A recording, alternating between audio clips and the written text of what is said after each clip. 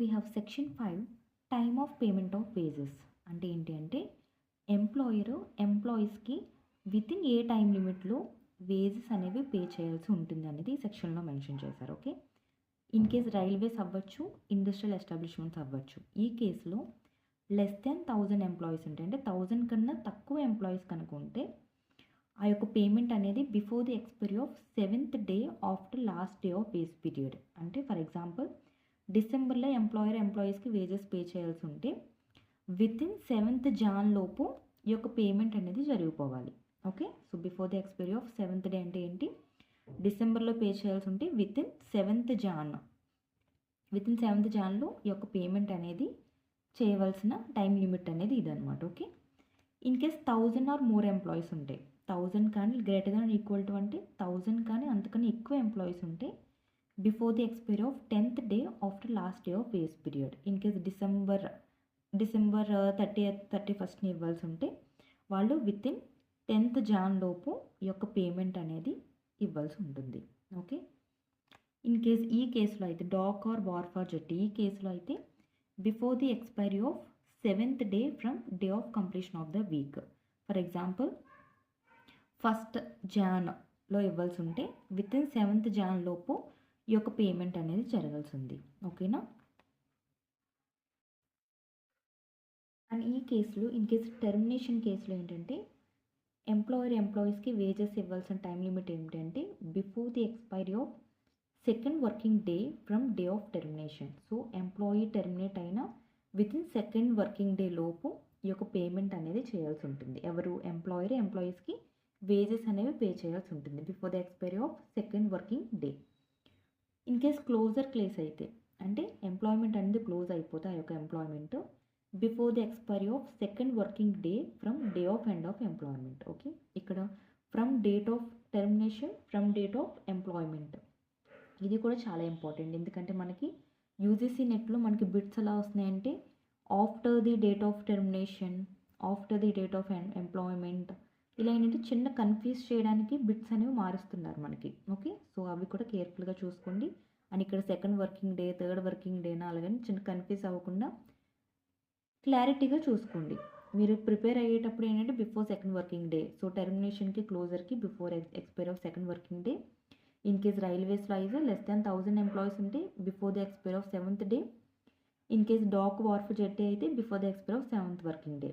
Only 1000 or more employees ఉంటే మాత్రమే before the expiry of 10th day after the last day of wage period. Okay, so ఏంటంటే మీరు చదివేటప్పుడే ఒకసారి చూసుకోండి, less than 1000 employees ఉన్నా అది రైల్వేస్లో అయినా డాక్ వార్ఫ్ జెట్లో అన్నా సరే before the expiry of 7th day. And termination క్లోజర్లో ఏంటంటే before the expiry of 2nd working day. In case of termination అయితే from date of termination, in case of closure అయితే before the expiry of 2nd working day. Okay, now coming to section 6 wages to be paid.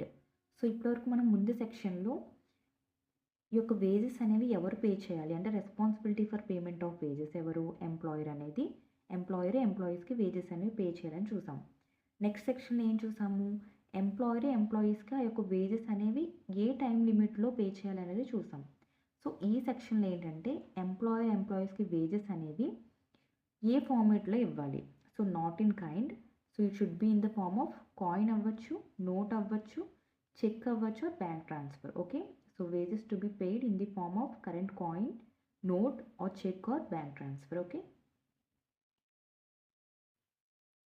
So we have section 7 deductions which may be made from wages. So deductions which made from wages అంటే అసలు deductions అంటే ఏంటి అంటే we know that some amount can be taken out of employees wages before the employee receive the salary, final salary. అంటే ఏంటంటే employee నుంచి కొంత amount అనేది, ఎంప్లాయీ యొక్క వేజెస్ నుంచి కొంత అమౌంట్ అనేది డిడక్ట్ చేసుకునే ఛాన్స్ ఉంది. బట్ ఏంటంటే ఆ డిడక్షన్స్ అనేవి ఆథరైజ్డ్ డిడక్షన్స్ మాత్రమే ఉండాలి. ఆథరైజ్డ్ డిడక్షన్స్ అంటే deductions which are authorised by the act. అంటే ఏంటి, amount that is legally or properly taken out of employees wages. ఒక లీగల్ వేలో మాత్రమే ఎంప్లాయీ యొక్క వేజెస్ కట్ చేయడానికి స్కోప్ అనేది ఉంది. సో ఇన్ కేస్ ఈ యాక్ట్ అనేది లేదనుకోండి, సో ఎంప్లాయర్ ఈజీగా for example I won't like Ravi's work, so I can deduct 2000 rupees.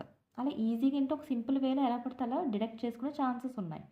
So ఆ స్కోప్ అనేది ఇవ్వకుండా ఈ యొక్క సెక్షన్లో మనకి పేమెంట్ ఆఫ్ వేజెస్లో సెక్షన్ 7 అనేది మనకి ఆథరైజ్డ్ డిడక్షన్స్ అనే కాన్సెప్ట్ అనేది తీసుకొచ్చింది. ఓకే, సో ఆథరైజ్డ్ డిడక్షన్స్ అంటే లీగల్ వేలో మనము ఎంప్లాయర్ అనేవాడు ఎంప్లాయ్ యొక్క వేజెస్లో లీగల్ వేలో కొంత అమౌంట్ అనేది కట్ చేసుకోవచ్చు అనమాట. సో ఆ ఆథరైజ్డ్ కేటగిరీస్ ఏమిటి అంటే ఫైన్స్ అవ్వచ్చు, absent from duty. For example ఒక employee he's absent for certain period, ఒక సెటైన్ పీరియడ్ ఏంటో ఆబ్సెంట్ అయ్యారు అనుకోవచ్చు. సో ఆ టైం పీరియడ్కి తను కొంత అమౌంట్ అనేది కట్ చేసుకోవచ్చు. ఫర్ ఎగ్జాంపుల్ ఒక ఎంప్లాయీ రవి అనే ఎంప్లాయీ యొక్క శాలరీ 20,000 అనుకోవచ్చు. సో ఆ 20,000లో ఫర్ ఎగ్జాంపుల్ కొంత టైం పీరియడ్ అతను ఆబ్సెంట్ అయ్యారు అనుకోండి, ఒక 1,000 రూపీస్ కట్ చేస్తే ఓన్లీ 19,000 రూపీస్ మాత్రమే ఫైనాన్స్ సాలరీ అవుతుంది. Okay, and the same way damage or loss because of employee neglect. So employee negligence వల్ల ఏదైనా ప్రాపర్టీకి డ్యామేజ్ జరిగినా ఏదైనా లాస్ అయినా సరే ఆ యొక్క దానికి రిలేటెడ్ కూడా మన అమౌంట్ అనేది ఎంప్లాయీ యొక్క వేజెస్ నుంచి కట్ చేసుకోవచ్చు.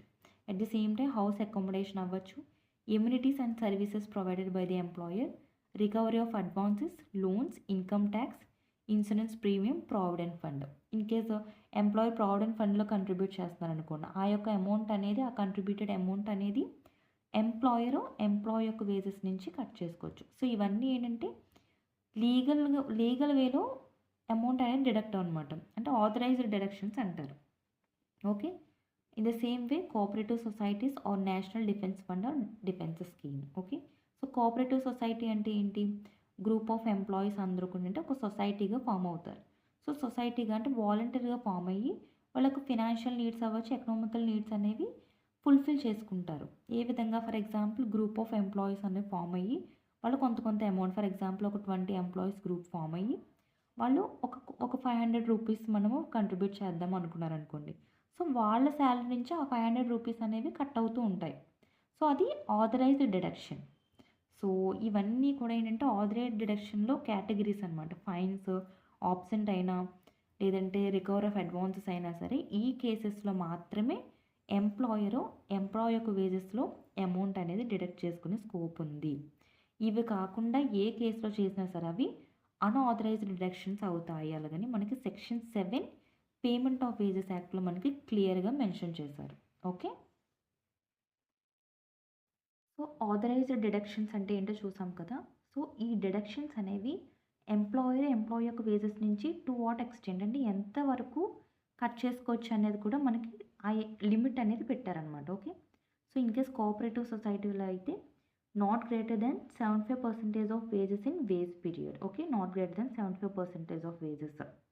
అండ్ అదర్ కేసెస్లో అయితే not greater then 50% of wages in wage period. It is very important, ఈ పర్సంటేజ్ అనేది చాలా important. Not greater then 75, not greater then 50% of wages. ఎందుకంటే మోస్ట్లీ మనం పిఎస్సీ ఎగ్జామ్స్ అవ్వచ్చు, యూజీసీ నెట్ ఎగ్జామ్ అవ్వచ్చు, ఏంటంటే ఈ పర్సంటేజెస్ మనం కన్ఫ్యూజ్ అవుతాం ఎగ్జామ్ ముందు. సో మీరు ఎగ్జామ్కి వెళ్ళే ముందు కూడా ఏంటంటే ఈ పర్సంటేజెస్ బాగా రివైజ్ చేసుకుని వెళ్ళండి. నాట్ కోఆపరేటివ్ సొసైటీ అయితే నాట్ గ్రేటర్ దెన్ 75%, అదర్ కేసెస్లో అయితే not greater then 50% of wages. Okay.